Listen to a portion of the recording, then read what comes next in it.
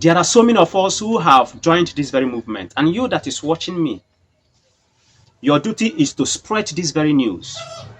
Make sure it goes across the entire globe for people to know the truth and what is on board.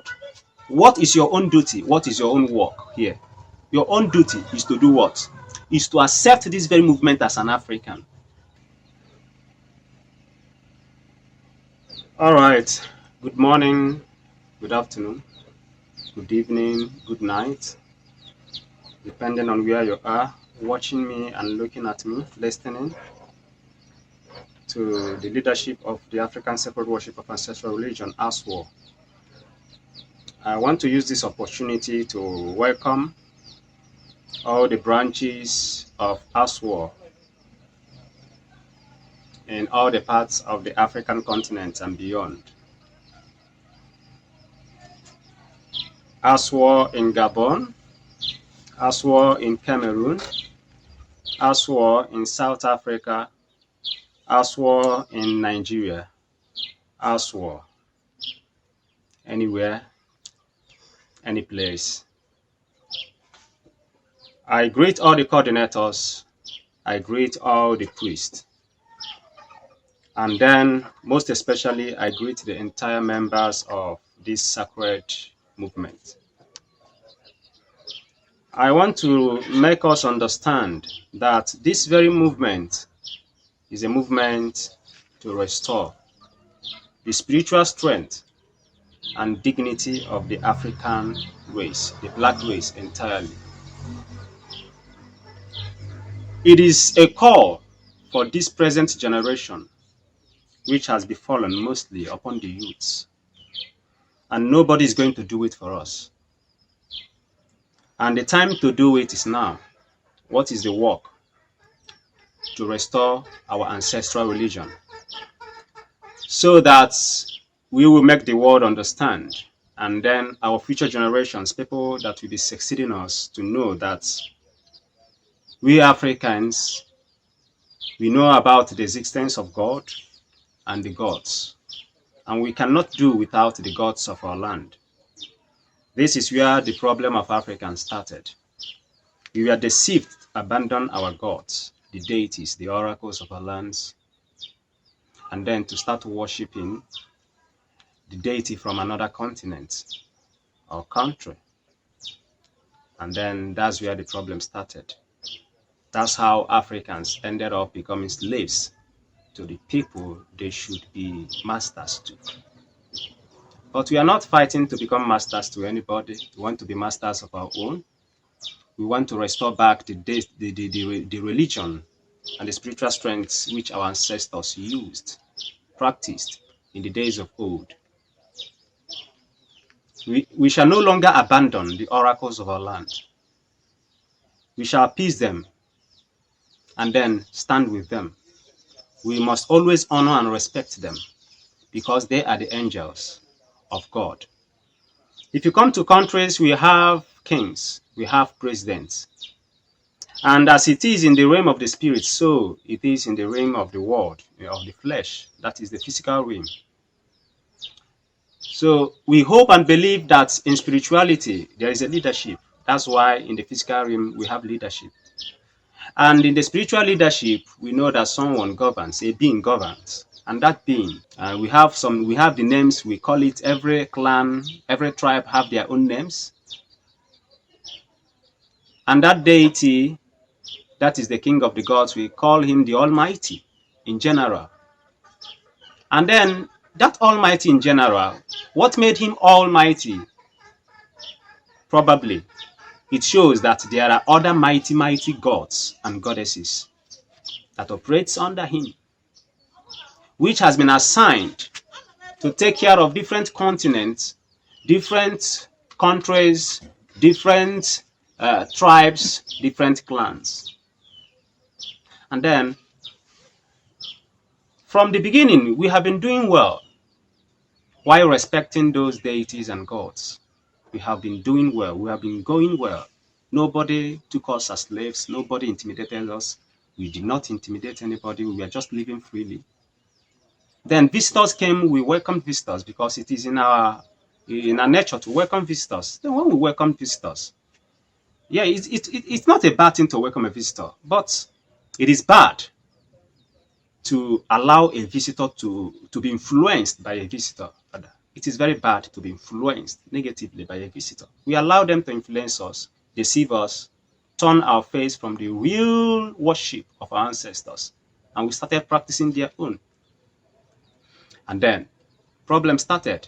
Now, we believe in reincarnation, and that is true. Reincarnation. We die, we come back. We die, we come back. Definitely. If we start checking it, we are the ones who accept deception. The previous generation, the world we came before. And now we have been sent back to restore, to correct, and to amend all that we have spoiled. What else do? We have no option. If we fail to hearken to this very clarion call, we will suffer for it. And the future will be very bad for us. So I beckon on every African man, every Alkebulan woman and man, wherever you are, it does not matter the continent you find yourself. We must exalt and we must establish, we must restore this very movement of our ancestors, which is the African sacred worship of ancestral religion. A religion that honors the African ancestors, that respects and honors the oracles and deities of the African soil and lands. It is simple. It is not a difficult task. All we are saying is that we are tired of false religion. There is nothing good. We keep spending our tithes and offerings, sending them to bishops, and they will channeling everything to Rome, a continent that does not belong to us, that does not even want our freedom. They will be developing. We are developing those continents and those countries. Why can't those monies we are sending, why can't we use it for ourselves?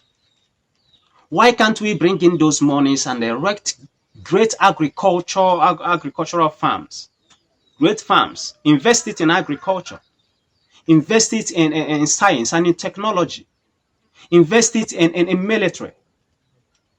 Yes. The money we release through our own religion, we use it for our own self to eradicate poverty and hunger.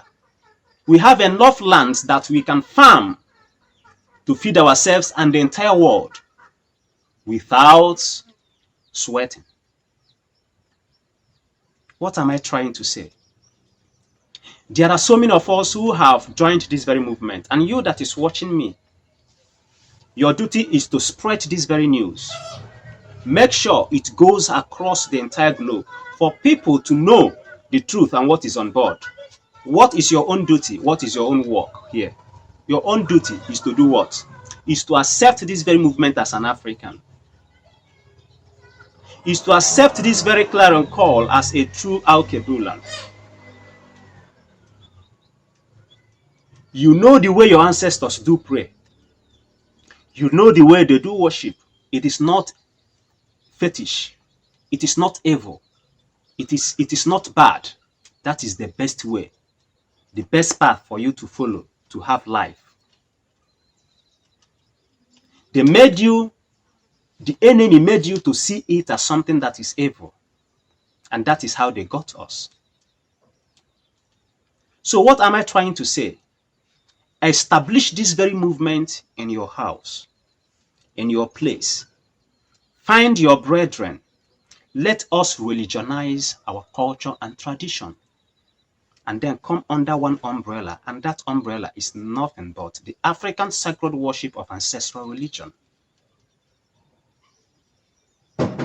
Start it from your own clan, from your own kindred, from your own kingdom, your own country. Then establish it. We are moving under one umbrella. Yes, they made their own. and they call their superior Pope. The Pope oversees.